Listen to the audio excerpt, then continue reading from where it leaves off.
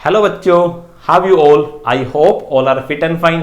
मैं हूं आपका अपना Rohitas Rajpal Ghantala and as we all know that we were discussing about the chapter electrochemistry and in our previous class we have studied about the conductance, conductivity and molar conductivity and we also discussed the effect of dilution on all of these three. अब बच्चों हमें यहां से continue करना है। आज हमें बात करनी है about the limiting molar conductivity and उसके बाद हम बात करेंगे about the Kohlrausch law and its applications की। तो बच्चों जैसा कि हमने बात की थी इफेक्ट ऑफ डायल्यूशन की on the conductance, conductivity and molar conductivity, वहां पर हमने बात की थी that on increasing the dilution और we can say on decreasing the concentration the value of conductance increases, the value of conductivity decreases and the value of molar conductivity increases. It means बच्चों की हम जैसे dilution increase करेंगे वहां से molar conductivity क्या होती जाएगी, मोलर कंडक्टिविटी इंक्रीज होती जाएगी। जैसे जैसे हम डायल्यूशन करते जाएंगे मोलर कंडक्टिविटी इंक्रीज होती जाएगी। डायल्यूशन करने का मतलब बच्चों हमें पता है ऑन डिक्रीजिंग द कंसंट्रेशन, यानी हमें कंसंट्रेशन क्या करनी है, कंसंट्रेशन डिक्रीज करनी है। तो जैसे जैसे बच्चों हम कंसंट्रेशन को डिक्रीज करेंगे वैसे वैसे मोलर कंडक्टिविटी की वैल्यू क्या होती जाएगी, वैसे वैसे मोलर कंडक्टिविटी की वैल्यू इंक्रीज होती जाएगी। अब हम डायल्यूशन कहां तक कर सकते हैं, डायल्यूशन करने की भी एक लिमिट है। तो इसी तरह से जिस तरह से हम डायल्यूशन करने की एक लिमिट तक पहुंच जाएंगे उसी तरह से मोलर कंडक्टिविटी की भी हम एक लिमिट तक पहुंच जाएंगे, जिसको हम क्या बोलेंगे, जिसको हम बोलेंगे लिमिटिंग मोलर कंडक्टिविटी, यानी वो एक तरह से मोलर कंडक्टिविटी की लिमिट होगी। अब मोलर कंडक्टिविटी की लिमिट हमें कब मिलेगी बच्चों, जब हम डायल्यूशन की लिमिट तक पहुंच जाएंगे। यानी हम कहां तक पहुंच जाएंगे, हम डायल्यूशन की लिमिट तक पहुंच जाएंगे। और लिमिट ऑफ डायल्यूशन क्या है, इनफाइनाइट डायल्यूशन। क्या बोलते हैं हम, इनफाइनाइट डायल्यूशन, यानी हमने कहां तक डायल्यूट कर दिया सॉल्यूशन को, हमने सॉल्यूशन को डायल्यूट कर दिया इनफाइनाइट तक। अब इनफाइनाइट तक डायल्यूट कब होगा बच्चों, जब कंसंट्रेशन बहुत डिक्रीज कर देंगे। और कितने डिक्रीज कर देंगे कि कंसंट्रेशन क्या हो जाए, एक तरह से जीरो हो जाए। It means we can say that the molar conductivity at zero concentration, or we can say that the molar conductivity at infinite dilution is known as limiting molar conductivity। यानी हमने सॉल्यूशन को infinite तक dilute कर दिया बच्चों, यानी concentration कहां तक कर दिया हमने, concentration tends to zero, concentration एक तरह से जीरो होगी बच्चों। तो वहां पर उस सिचुएशन में जो डायल्यूशन होगा बच्चों उसको हम क्या बोलते हैं, उसको हम बोल देते हैं इनफाइनाइट डायल्यूशन। और इनफाइनाइट डायल्यूशन पर जो मोलर कंडक्टिविटी होती है उसको बोलते हैं बच्चों limiting molar conductivity। So we can define the limiting molar conductivity as the molar conductivity at infinite dilution is known as limiting molar conductivity। Molar conductivity at infinite dilution is known as limiting molar conductivity. अब बच्चों हमने बात की थी कि जो electrolytes होते हैं वो दो टाइप के होते हैं, one is the weak electrolyte, another one is the strong electrolyte. अब बच्चों जो स्ट्रॉन्ग इलेक्ट्रोलाइट होते हैं ना, स्ट्रॉन्ग इलेक्ट्रोलाइट का जो डिग्री ऑफ डिसोसिएशन होता है वो ऑलरेडी हाई होता है, but in the case of weak electrolytes degree of dissociation क्या होता है, काफी लो होता है। अब यहां पर एक डिबाई-हक्कल-ओहमसागर इक्वेशन आती है बच्चों, डिबाई-हक्कल-ओहमसागर इक्वेशन आती है। वो इक्वेशन कुछ ये है बच्चों, that is lambda m c equals to lambda m naught minus a root c। That is a Debye Huckel Onsager equation. यहां पर बच्चों lambda m c represents the molar conductivity of an electrolyte at concentration c। Lambda m naught represents molar conductivity of an electrolyte at concentration 0, or we can say that it is the limiting molar conductivity। A is the constant over here and C is the concentration। C is the concentration। अब बच्चों हम इस equation को गौर से देखें तो ये एक तरह से हमें मिलेगी y equals to C minus mx। Clear, y equals to C minus mx। यानी यदि यहां पर हम y और x के बीच में एक प्लॉट ड्रॉ करते हैं तो हमें एक स्ट्रेट लाइन प्लॉट मिलता है बच्चों। हमें क्या मिलता है, एक स्ट्रेट लाइन प्लॉट मिलता है with negative slope, with negative slope. बात करते हैं बच्चों, यदि हम यहां पर एक प्लॉट ड्रॉ करेंगे, हम यहां पर एक प्लॉट ड्रॉ करते हैं, यानी यहां पर हमने ले लिया बच्चों root C that is X axis and y पर हमने ले लिया बच्चों lambda m c। क्लियर। अब यहां पर बच्चों जब हम प्लॉट ड्रॉ करेंगे तो हमें एक तरह से स्ट्रेट लाइन मिलेगा विद द नेगेटिव स्लोप। अब हमें प्लॉट मिलेगा नेगेटिव स्लोप के साथ, यानी कुछ इस तरह से हमें प्लॉट मिलेगा बच्चों, एक लाइन मिलेगी आपको, कुछ ये लाइन मिलेगी आपको, क्लियर, ये आपको एक प्लॉट मिलेगा। यहां पर ये जो इंटरसेप्ट है बच्चों, ये किसको रिप्रेजेंट कर रहा है आपका, लैम्डा एम नोट को रिप्रेजेंट कर रहा है, और स्लोप क्या है आपका बच्चों, स्लोप है माइनस ई, क्लियर, ये आपको प्लॉट मिलता है। अब ये जो प्लॉट है, ये जो इक्वेशन है, ये अप्लाई होती है on the strong electrolyte, on the strong electrolyte. किस तरह से अप्लाई होगी बच्चों, बात करते हैं। यानी यहां पर जो प्लॉट ड्रॉ किया गया है वो किसके बीच में प्लॉट ड्रॉ किया गया है, वो ड्रॉ किया गया lambda M c versus root of c, lambda M c versus root of c, यानी यहां पर प्लॉट ड्रॉ किया गया बच्चों in between the concentration and molar conductivity, concentration and molar conductivity. और हमने पिछली क्लास में टॉपिक की बात की थी इफेक्ट ऑफ डायल्यूशन की, और we can say that variations of conductivity with the concentration, यानी एक तरह से उसी टॉपिक का पार्ट है बच्चों, उसी टॉपिक को हम कंटिन्यू करते ला रहे हैं यहां तक, that is the variation of conductivity with concentration, यानी कंसंट्रेशन को जो बच्चों वेरी करेंगे हम, तो कंडक्टिविटी, और यहां पर मोलर कंडक्टिविटी की बात कर रहे हैं, वो किस तरह से वेरिएशन शो करेगी। अब बच्चों यहां पर हम इफेक्ट ऑफ डायल्यूशन पढ़ रहे हैं, इट मींस कंसंट्रेशन क्या करेंगे हम, कंसंट्रेशन करेंगे डिक्रीज, यानी हमारा जो प्लॉट ड्रॉ होगा, एक तरह से प्लॉट किस तरह से ड्रॉ होगा बच्चों, प्लॉट कुछ इस तरह से ड्रॉ होगा कि हमने एक्स एक्सिस पे जो रूट सी ले रखा है और वाई एक्सिस पे हमने ले रखी है molar conductivity eight any concentration, clear. अब मान लो किसी कंसंट्रेशन में किसी की मोलर कंडक्टिविटी मान लो ये है बच्चों, है ना, इस पॉइंट पे इसकी मोलर कंडक्टिविटी आ रही है।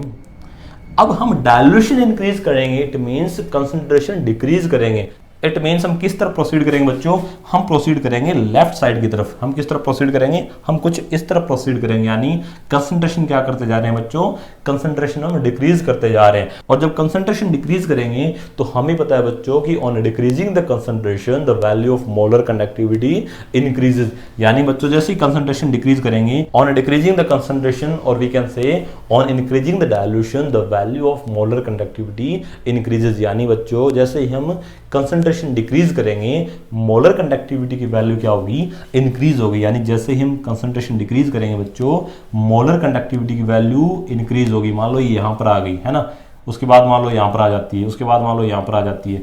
तो इस लाइन को बच्चों जो आप मिलाते हो यहां पर, ये जब लाइन ड्रॉ करोगे तो आपको क्या मिलेगी, एक स्ट्रेट लाइन मिलेगी, क्लियर, ये एक स्ट्रेट लाइन मिलेगी आपको। जैसे जैसे आप कंसंट्रेशन डिक्रीज करते जा रहे हो वैसे वैसे जो मोलर कंडक्टिविटी की वैल्यू है वो इंक्रीज होती जा रही है। वो क्या होती जा रही है बच्चों, वो इंक्रीज होती जा रही है।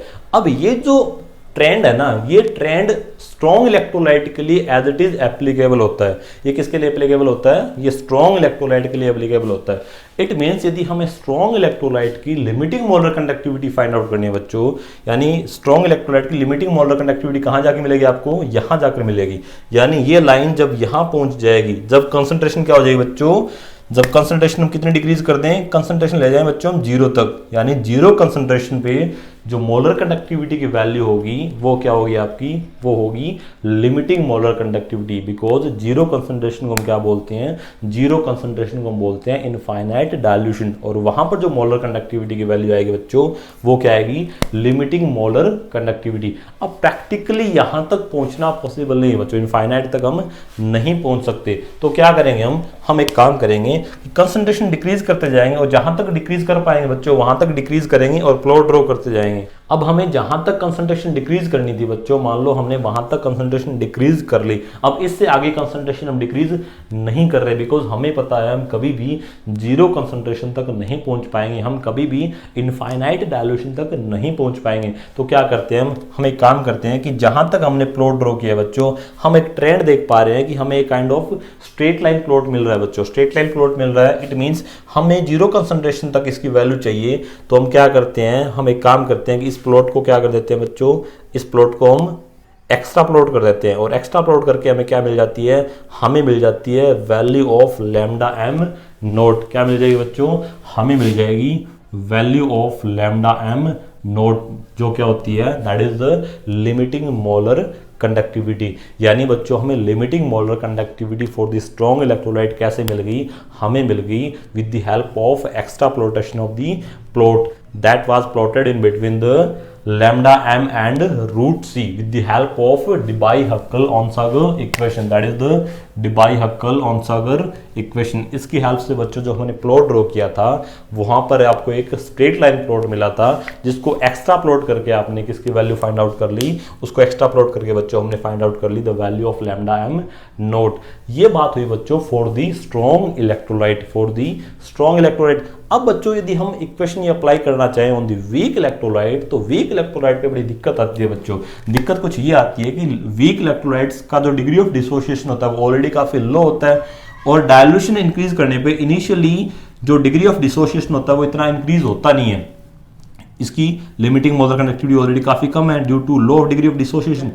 तो बच्चों जब इस वीक इलेक्ट्रोलाइट की कंसंट्रेशन डिक्रीज करेंगे, जब इसको हम डायल्यूट करते जाएंगे, तो हमें इसकी जो वैल्यू मिलेगी कुछ इस तरह से मिलेगी। हमें पता है कि इनिशियली इसकी value in comparison to strong electrolyte काफी कम होगी बिकॉज इसका डिग्री ऑफ डिसोसिएशन कम है। अब जैसे ही की कंसंट्रेशन डिक्रीज करेंगे या फिर यूं बात करें कि इसका डायल्यूशन हम इंक्रीज करेंगे, तो आपको जो ट्रेंड मिलेगा वो कुछ ऐसा मिलेगा कि जैसे जैसे आप इनफाइनाइट डायल्यूशन तरफ मूव करेंगे, जैसे आप इनफाइनाइट डायल्यूशन तरफ मूव करेंगे आपको प्लॉट कुछ इस तरह से मिलेगा बच्चों, यानी आपको स्ट्रेट लाइन प्लॉट मिलता ही नहीं है, कुछ इस तरह से प्लॉट ड्रॉ होता है। किसका?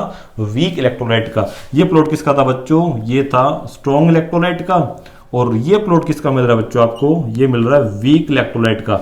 It means for the weak electrolyte we can not find out the value of limiting molar conductivity with the help of extrapolation. अब बच्चों इसको एक्स्ट्रा प्लॉट नहीं कर पाएंगे ना, बिकॉज ये एक स्ट्रेट लाइन प्लॉट नहीं मिल रहा है हमें। इट मींस यहां पर बड़ी दिक्कत आती है किसके लिए? वीक इलेक्ट्रोलाइट की लिमिटिंग मोलर कंडक्टिविटी को फाइंड आउट करने के लिए हमें बड़ी प्रॉब्लम फेस करनी पड़ती है इन द प्रैक्टिकल वे, यानी प्रैक्टिकली हम यहां तक नहीं पहुंच पाएंगे the help of extrapolation of the plot. तो इस प्रॉब्लम को ओवरकम करने के लिए, इस समस्या को दूर करने के लिए बच्चों यहां पर आते हैं कोलराउस साहब अपना एक लॉ लेके, दैट इज कोलराउस लॉ। तो हमें अब बात करनी है बच्चों अबाउट दी कोलराउस लॉ। तो अब बात करते हैं बच्चों अबाउट द कोलराउस लॉ। सबसे पहले बात करते हैं the statement of Kohlrausch law. So the Kohlrausch law states that the limiting molar conductivity of an electrolyte can be represented as the sum of the individual contributions of anion and cation of the electrolyte. The limiting molar conductivity of an electrolyte can be represented as the sum of the individual contributions of anion and cation of the electrolyte. That is the statement of Kohlrausch law. अब बच्चों इस Kohlrausch law को समझने की कोशिश करते हैं कि इसने क्या कहा है। दरअसल कोलराउस लॉ ये कहता है कि मान लो कोई इलेक्ट्रोलाइट आपका AXBY, तो हमें पता है बच्चों कि जब ये डिसोशिएट होगा तो आपको X number of A positive मिलेंगे and Y number of B negative मिलेंगे। अब यहां पर अकॉर्डिंग टू कोलराउस लॉ इस इलेक्ट्रोलाइट की जो लिमिटिंग मोलर कंडक्टिविटी होगी that is lambda AXBY naught equals to, इस इलेक्ट्रोलाइट की जो लिमिटिंग मोलर कंडक्टिविटी होगी बच्चों वो इन दोनों आयंस के इंडिविजुअल कंट्रीब्यूशन के सम के इक्वल होगी। अब यहां पर जो कैटायन का कंट्रीब्यूशन होगा बच्चों, each cation contributes lambda A positive note.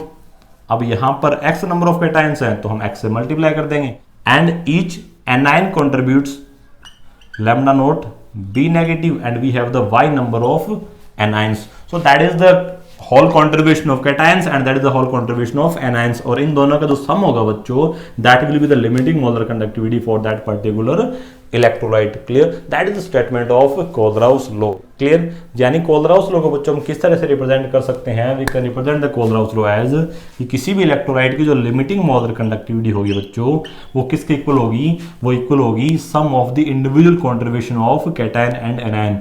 Some of individual contribution of cation and anion. ये कैटायन की लिमिटिंग मोलर कंडक्टिविटी है बच्चों, ये किसी एक एनायन की लिमिटिंग मोलर कंडक्टिविटी है। अब मान लें कि वहां पर nu positive number of cation है and nu negative number of anions हैं, तो ये टोटल कंट्रीब्यूशन कैटायन का हो गया, ये टोटल कंट्रीब्यूशन एनायन का हो गया। इन दोनों का जब सम करेंगे तो हमें क्या मिल जाएगी बच्चों?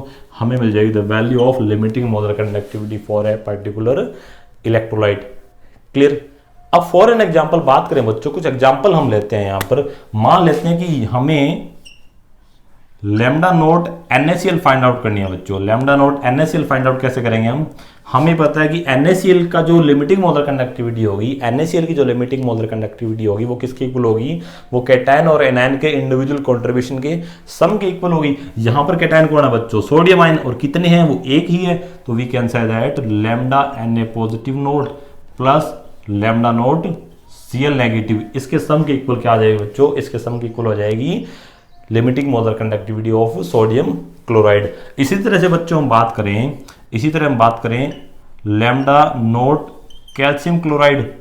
इसकी जब हम बात करें लैम्डा नोट कैल्शियम क्लोराइड की बच्चों जब हम बात करें तो हमें पता है यहाँ पर जो कैल्शियम क्लोराइड की जो लिमिटिंग मोलर कंडक्टिविटी आएगी वो किसके इक्वल आएगी? वो आएगी कैल्शियम और क्लोराइड आयन की कॉन्ट्रीब्यूशन के सम के इक्वल। यानी यहाँ पर क्या होगा बच्चों? Lambda note Ca2 positive plus, अब यहां पर कैल्शियम आयन तो एक ही है बच्चों बट क्लोराइड आयन दो हैं, it means twice of lambda chloride ion. Clear? ये क्या आ गई बच्चों? ये इसकी लिमिटिंग मोलर कंडक्टिविटी आ गई। अब हम एक एग्जांपल और लें बच्चों, that is lambda note aluminium sulphate. हमारे पास क्या है बच्चों? लैम्डा नोट एल्यूमिनियम सल्फेट है। तो एल्यूमिनियम सल्फेट की जब limiting molar conductivity find out करेंगे बच्चों तो हमें पता है इसकी लिमिटिंग मोलर कंडक्टिविटी किसकी इक्वल आएगी? वो आएगी equal to the sum of the individual contribution of cation and anion. अब यहां पर कैटायन कौन है बच्चों? कैटायन आपका एल्यूमिनियम आयन, और एनायन कौन है? एनायन है बच्चों सल्फेट आयन। क्लियर? अब यहां पर बच्चों दो एल्यूमिनियम है तो इसको 2 से मल्टीप्लाई कर देंगे, और सल्फेट आयन 3 है तो we will multiply it with 3। Clear?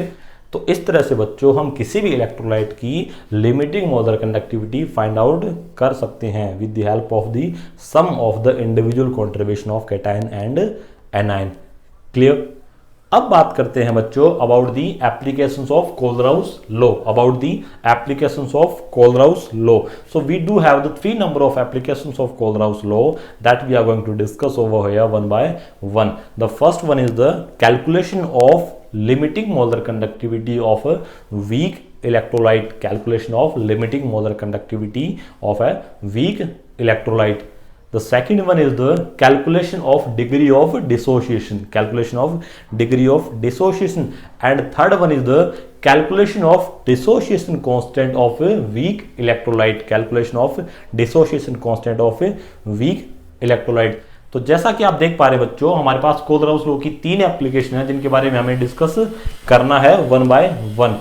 First one is the calculation of limiting molar conductivity of a weak electrolyte. Second one is the calculation of degree of dissociation.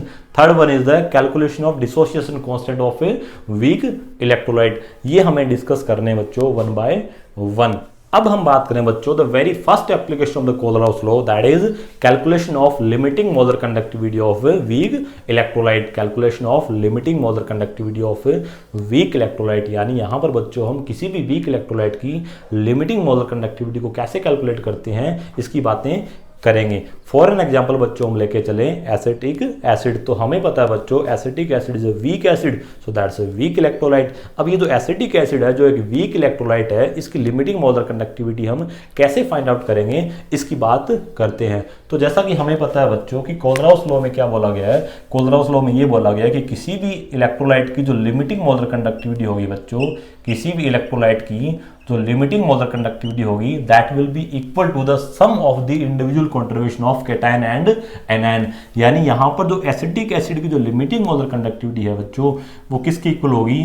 वो equal होगी sum of the individual contribution of anion that is the acetate ion and cation that is the H positive ion.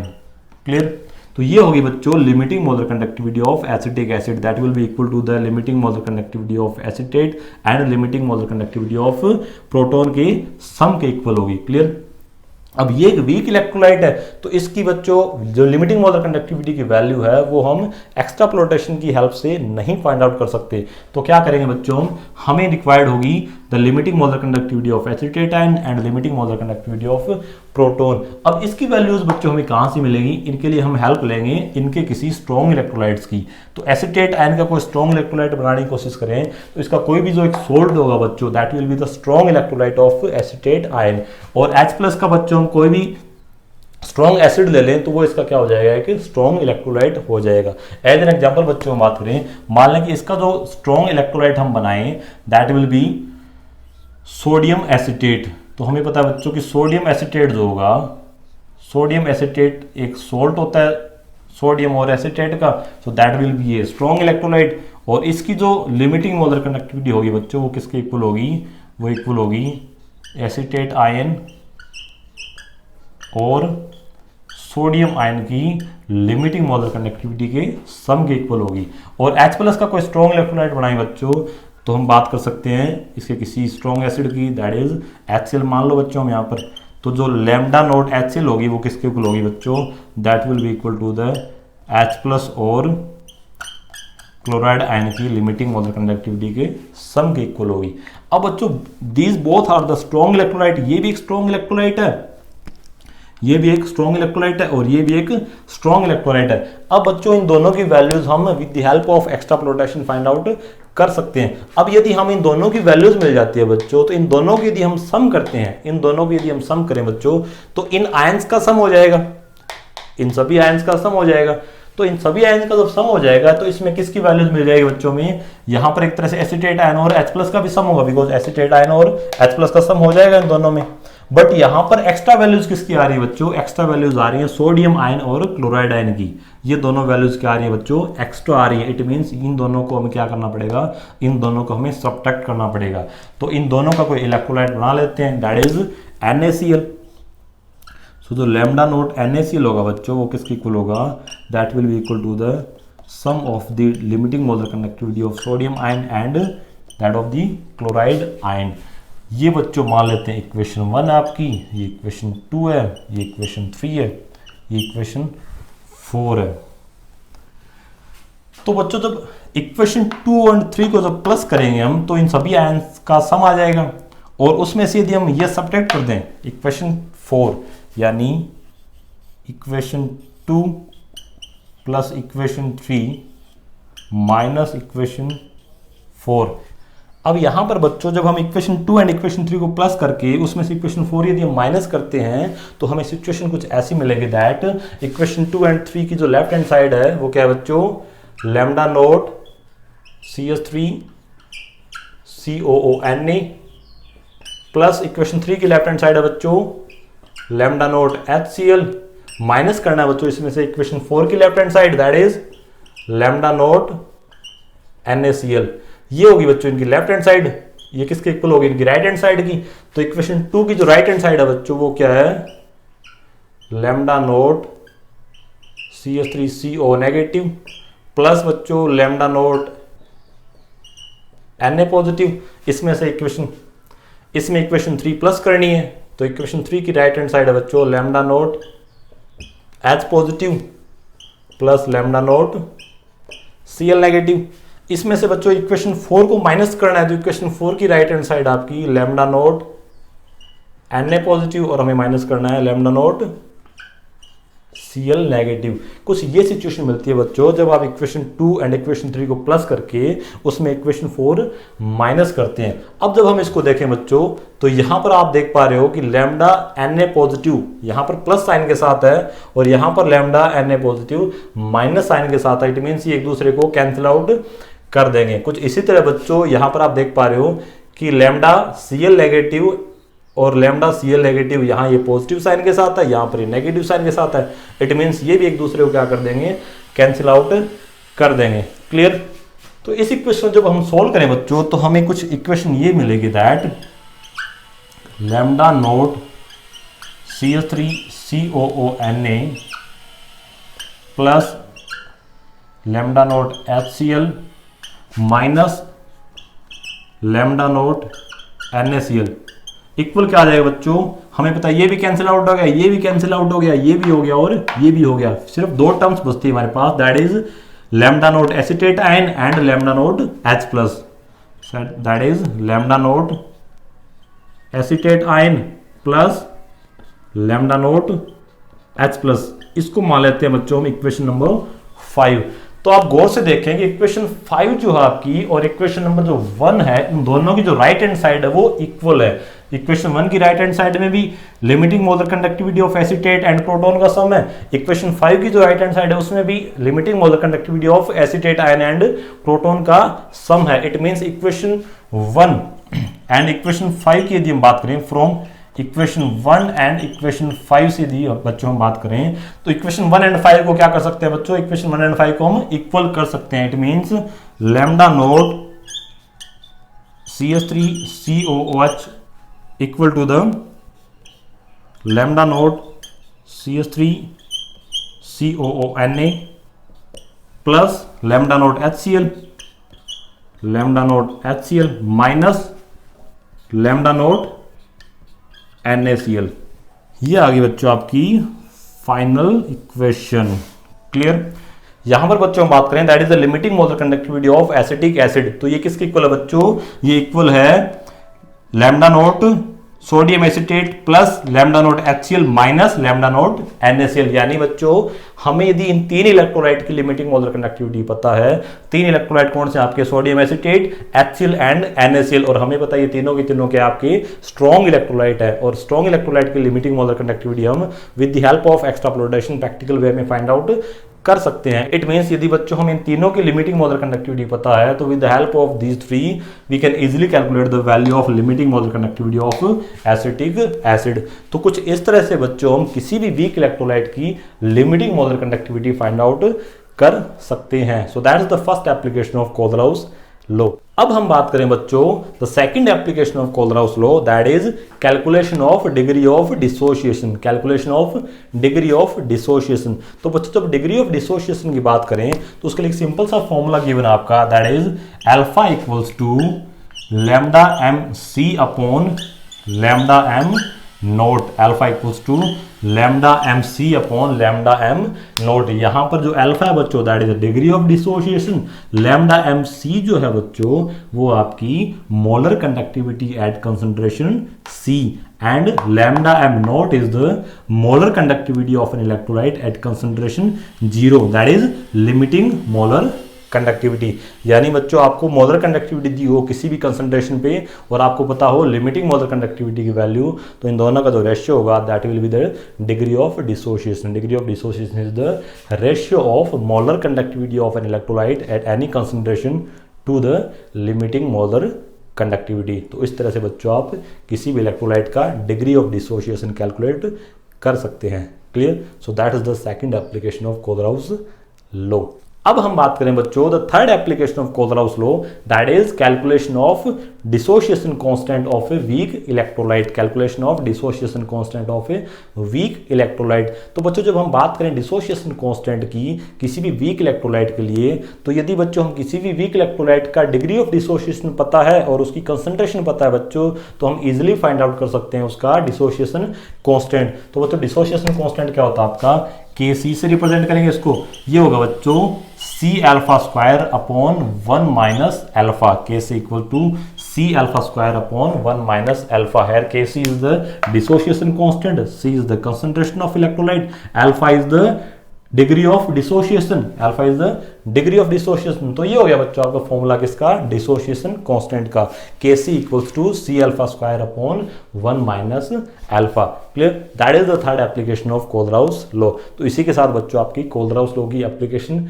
Complete होती है। तो आज की इस class को बच्चों हम यहीं रोकते हैं। आज हमने बात की the limiting molar conductivity, Kohlrausch law and its application की। तो बच्चों मिलते हैं अगली क्लास में। Till then have a good day, bye bye, take care.